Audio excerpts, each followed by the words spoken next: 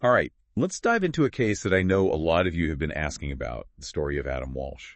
We're taking a look at this heartbreaking case and the impact it had on how we think about child safety today. We've got a podcast episode as our source material today, and let me tell you, it's a tough one. Yeah, this case, it's one that goes beyond just true crime, Right. It's about how a family took their fight for justice for their son and turned it into a movement that's still protecting children. It's amazing and so sad at the same time. So it all starts back on July 27th, 1981. 6-year-old Adam Walsh was with his mother, Reve, at a Sears in Hollywood, Florida. A pretty normal summer day, just out running errands. A day that turned into a nightmare. Totally. Adam was playing video games, just hanging out at the toy department while his mom shopped for lamps. Yeah. She thought she'd just be a few minutes. What could happen? Yeah. That's a thought that I think has gone through every parent's mind at some point. In this case, well, it just shows how quickly things can change. It's scary to even think about. So Riv comes back just a few minutes later, and Adam's gone. Just vanished. The security guard remembered seeing some boys fighting over the game, but nobody could say for sure if they saw Adam leave or not. I can only imagine how frantic that initial search must have been. All that chaos, the desperate hope that he'd just wandered off somewhere in the store. Oh, absolutely. And as the hours turned into days, the search, it went way beyond just the mall. There was just no sign of Adam. This case, it blew up nationally. Everyone was on edge waiting for answers. And as the investigation was going on, this crazy thing came out. Turns out Reve was having an affair with one of John's friends. Oh, I did not see that coming. So did people think he was involved? Maybe some kind of revenge or, I don't know, a desperate act? It's understandable to think that, right? But the police, they were pretty quick to rule out both parents and the friend. Still, this whole thing just made a really complicated investigation even more difficult. It makes you think about how sometimes personal stuff can really muddy the waters in these cases. For sure. And tragically, 2 weeks later, any hope of finding Adam safe was just gone. Fishermen, they made a horrible discovery 120 miles away from Hollywood. Yeah, they found Adam's head in a canal. They used dental records and, get this, a missing tooth filling to confirm it was him. Can you imagine what the Walsh family must have gone through? It's just, I can't even imagine. And at this point, the head was the only physical evidence they had. Did that make finding the killer even harder? Oh, definitely. Back then, it was 1981. Forensics wasn't what it is today. DNA analysis wasn't really a thing yet, so they were really limited in what they could do. That makes sense. So without much physical evidence, the investigators really had to rely on witnesses and whatever leads they could find. So what happened next? Well, the first real lead came from a pretty strange place. Yeah. Edward James, this guy who was already in jail for abducting a child, he actually said that he had killed Adam. He just admitted to another murder while he was already locked up. What made the police think he might actually be telling the truth? Well, he told his cellmate some really specific stuff. He described how he lured a boy from Sears, drove him along the Florida Turnpike, and then got rid of the body in a canal. It was all way too similar to Adam's case to just ignore. So did they think they had their guy? There were definitely some things that didn't add up. Like his description of the victim, it wasn't quite right, and he kept changing his story about what weapon he used. But then they looked at what he was doing around the time Adam disappeared, and it was suspicious. He wasn't at his apartment, and he had this brand new seat cover in his car. So it sounds like they were getting close, but not close enough. What happened then? Well, without something solid, like physical evidence connecting him to Adam's murder, they had to let him go.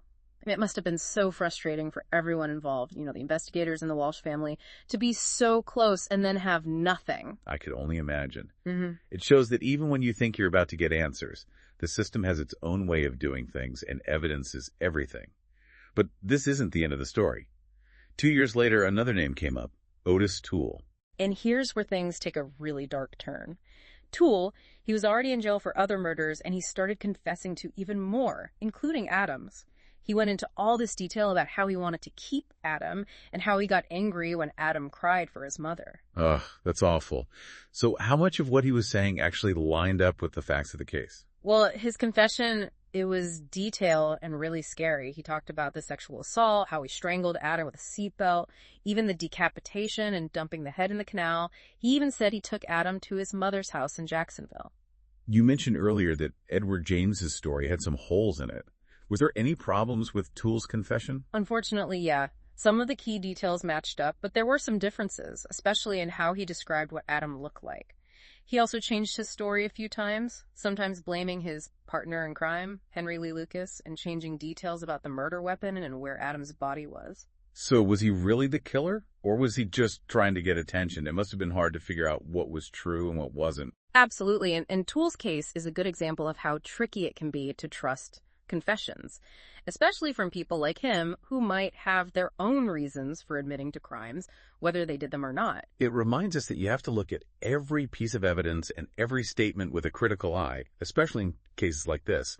But even with Tulle's confession, the investigation kept going. And then there's this whole connection to Jeffrey Dahmer. Right, so Dahmer was actually living in South Florida when Adam disappeared. Yeah. And get this, 2 people said they saw him near the Hollywood Mall that day.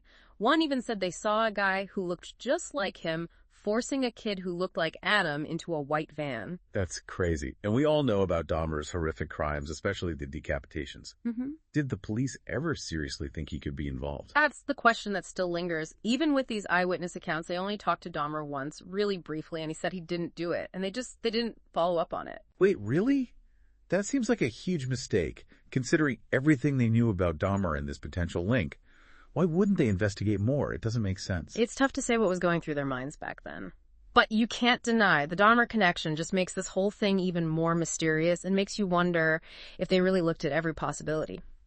Years later, the case took a turn when John and Reve Walsh, still determined to get answers, they asked a retired detective, Joe Matthews, to look at the case with fresh eyes. And what he found was huge. So this is where we start to get some possible answers. Yeah. What did Matthews find that the other investigators missed? Matthews, he really went back to square one, went through everything, every little detail of the case files. And he found a couple of things that had slipped through the cracks. Remember Tulle saying he took Adam to his mom's house? Well, they actually found green shorts and a yellow flip-flop at the house, just like what Adam was wearing, but they never tested them. Wow, that's crazy. They had evidence that could have been crucial and just didn't even look into it. How is that even possible? It really shows you how different things were back then. Forensics in the early 80s, it wasn't as advanced as it is now. DNA testing was brand new, and people didn't always understand how important trace evidence could be. But Matthews, he didn't stop there. He found 5 rolls of film that had been taken when they searched Tulle's car. 5 undeveloped rolls. 5. Seriously, that's got to be a ton of potential information just sitting there. What was on them? What they found was, well, it was chilling. Bloody footprints on the driver's side floorboard, and even worse, an image of a face in blood on the back seat. It's like those photos, they created this visual connection that backed up Tulle's confession. That's huge. So did that finally close the case? Well, in 2008, based on everything Matthews found, the Hollywood police officially closed the case. They said Audis Tulle was Adam's killer. It wasn't the kind of clear-cut evidence that DNA would give us today, but it was enough to convince them. So after all those years, the Walsh family finally got some answers, even though it came way after Tulle had died in prison in 1996. It was a win, but a really sad one, you know? They finally knew what happened, but the guy who did it, he was already gone. He couldn't face justice in a court of law. It's just heartbreaking. But their story, it doesn't end there. The Adam Walsh case, it changed the way we think about child safety in America, and it's all because of John and Reve Walsh. They took all their grief and turned it into action. They became these powerful voices for missing children. Can you tell us more about the work they did? They didn't waste any time. Just days after Adam's funeral, they started the Adam Walsh Outreach Center for Missing Children. They were determined to help other families avoid going through what they did, and they fought hard for the Missing Children's Act, which became law in 1982. The Missing Children's Act, that sounds important. What did it change? It seems like a big step forward for protecting kids. It was a huge change. Before that, things were a mess. There was no national system. This law made it so the police had to put information about missing kids into the FBI's national database. It made everything so much more organized and helped police in different places work together. Before that, a lot of times it was treated like a family issue, and so much time was wasted. That's wild. It's hard to imagine that there wasn't a national database for missing children before that. But their work didn't stop there, did it? No, not even close. In 1984, they helped start the National Center for Missing and Exploited Children, NCMEC. This organization, it became a lifeline for parents, communities, law enforcement, everyone. They've shared billions of pictures of missing kids, led investigations, and been there for families going through something no one should ever have to face. I remember those posters, the pictures on milk cartons. All those missing children. You never forget their faces. It must have been a relief for families to know there was someone out there fighting to bring their kids home. For sure.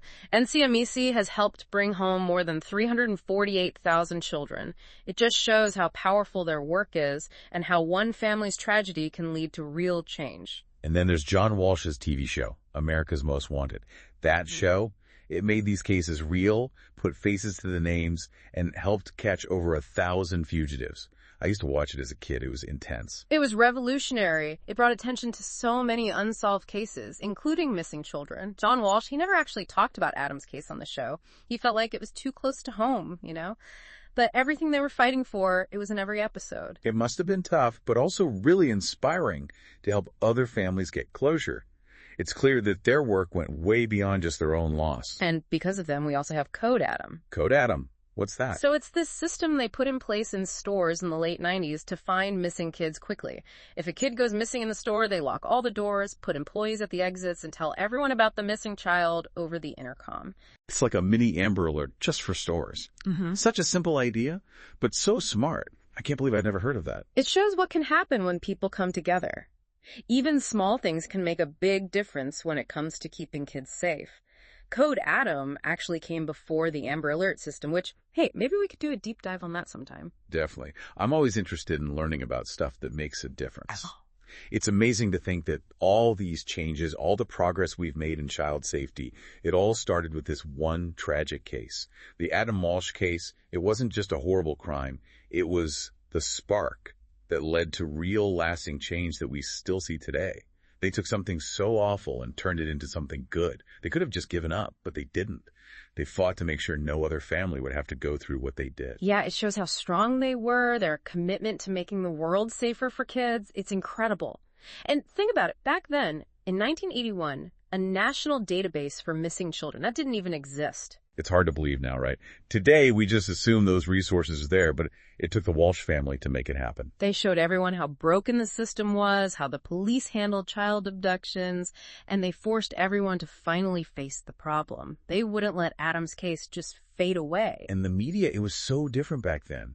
The Adam Walsh case, it was one of the first to really grab the whole country's attention, and it kind of set the stage for shows like America's Most Wanted, which brought even more attention to these cases. You're right, the Adam Walsh case, it changed everything. It changed how we talk about keeping kids safe, how we investigate these crimes, how we help families who are dealing with something so horrible. So we've talked about the case, the suspects, all the ups and downs of the investigation, how it ended, and the amazing legacy.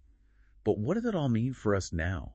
What can we learn from the Adam Walsh case all these years later? I think it's a reminder that we can't ever let our guard down when it comes to child safety. We have to talk to our kids, teach them how to stay safe, be aware of what's going on around us. But we can't just rely on the police. We have to be proactive, take steps to protect our children ourselves. It's like we all have a responsibility. We can volunteer, donate to places like NCMEC, or just learn more ourselves and teach others about the resources that are out there. Exactly. We can all do something to make the world safer for kids. Every little bit helps. I love that. To everyone listening, I hope this deep dive didn't just teach you about the Adam Walsh case. I hope it made you want to do something, to get involved. This is a story that really sticks with you, and it shows us that even when things are really bad, there's always hope.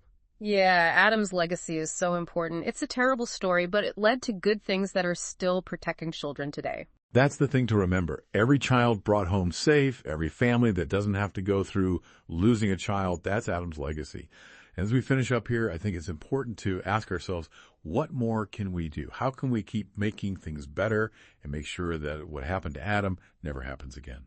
That's something to think about, something I hope you keep with you long after this deep dive is over. Thanks for joining us.